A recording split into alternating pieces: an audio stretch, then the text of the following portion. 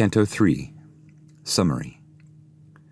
As the travelers make their way, heading west around the base of the mountain with the sun behind them, Dante is startled to find that he alone casts a shadow. Virgil comforts him and takes the opportunity to remind him that he cannot possibly understand all things. Dante must be content with the knowledge revealed to him.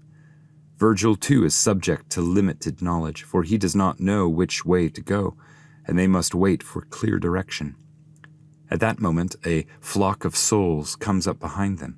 They are the excommunicated, who, while they may have been put out of the church, have not been put out of Christ, for they repented of their errors before they died.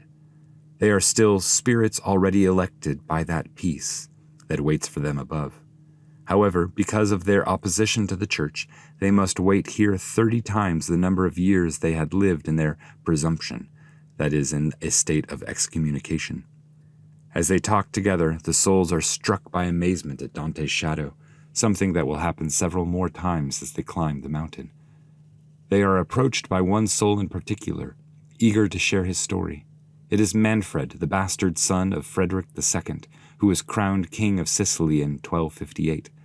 He tells the story of his death and begs them to ask his daughter to pray for his soul, that through her prayers he might continue his ascent up the mountain.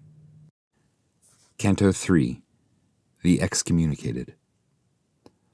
Although their sudden flight had driven them along the plain, bringing each of them back to that mountain where reason searches us, I drew close to my faithful companion. And how could I have run apart from him? Who would have brought me up the mountainside?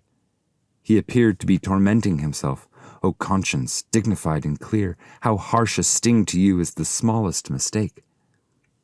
When his feet abandoned the urgency that deprives each action of dignity, my mind, curtailed at first, widened again its focus as in eager inquiry, and I set my face toward that highest ridge which rises to the heavens from the sea. The sun, which was flaming red behind us, was broken before me by a figure, wherein I became relief to its rays.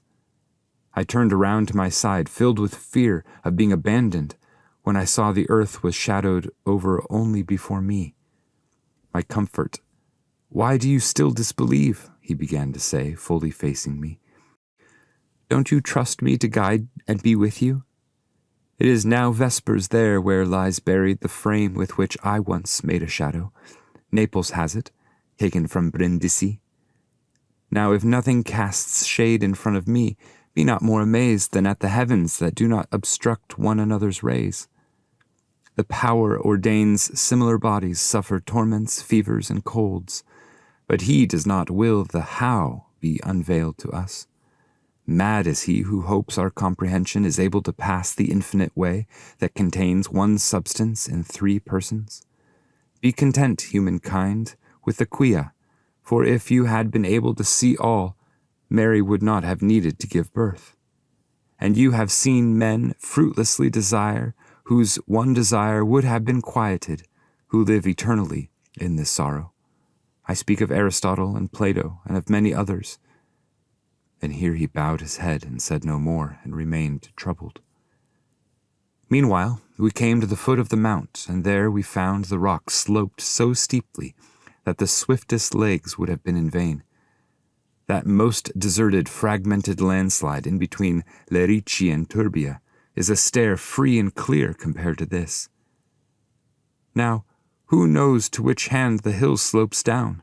My master said, halting his steps, such that he that goes forth without wings can ascend.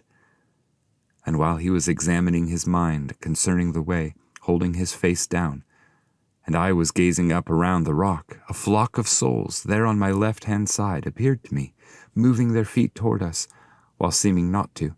They came so slowly. I said, "Master, lift up your eyes, behold, which of these souls here will give us counsel, if you cannot obtain it from yourself?" Then he looked, and with an open manner said, "Let us go there, for they come slowly, and you fortify your hope, my sweet son." That multitude was still at a distance, after 1,000 of our steps, as far as a good thrower throws by hand, when they all squeezed back against the hard rocks of the high cliff, standing still and packed tight as one who, full of doubts, remains to look. "O you who have finished well, O spirits already elected," Virgil began, "by that peace which I trust awaits you all, so that it might be possible to climb up above, tell us where the mountain slopes, for to lose time upsets those who know more." As the little lambs leave the enclosure by ones, by twos, by threes, as others stay, timid, keeping eyes and snout on the ground. And what the first one does, the others do, gathering themselves to it if it stops, simple and quiet, and they know not why. So I then saw coming forward the head of that flock of most fortunate spirits, modest in face, in going, dignified. As soon as the souls in front saw the light broken on the ground, there on my right side, where my shadow stretched from me to the cliff, they stood still, and drew themselves back somewhat, and all of the others that came behind, without knowing the reason, did likewise. "Without your asking, I confess to you, this is a human body that you see. Therefore the sun's light divides on the ground. Do not be astonished. Rather, believe it is not without the power that comes from heaven that he tries to scale this wall." Thus my master. And those worthy people, "Turn round," they said, "and so go on ahead," making a sign with the back of their hands. And one of them began, "Whosoever you are, while going, turn your face to me. Search your mind if ever you saw me there." I turned toward him and gazed at him closely. He was blond and handsome, of noble mien, but a blow had sundered one of his brows. When I had, in humility, denied ever to have seen him, he said, "Now look," and he showed me a wound above the breast. After he said, smiling, "I am Manfred, grandson of the Empress Constance. Wherefore I beg of you, when you return, go to my beautiful daughter, mother to the honor of Sicily and Aragon, and tell her the truth, if aught else be told. After my flesh and bones had been broken at two mortal points, I yielded myself, weeping, to him who willingly pardons. My sins were horrible, but such great arms the infinite goodness has, he catches whoever turns himself again to him.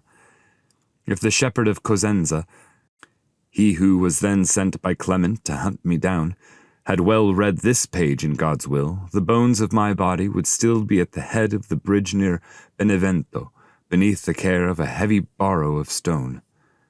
Now the rain washes and the wind moves them outside the kingdom, near to the Verde, where he carried them with a spent candle. By their malediction none so loses eternal love, that he cannot return as long as hope retains a tinge of green. Truly he who dies in contumacy of the Holy Church, even though he repents at the end, must remain outside this cliff. For each year he lived in his presumption, 30 years as much, if such a degree is not shortened on account of good prayers. See now, if you are able to make me happy, revealing to my good Constance how you have seen me, and this proscription. For here one advances much by those there.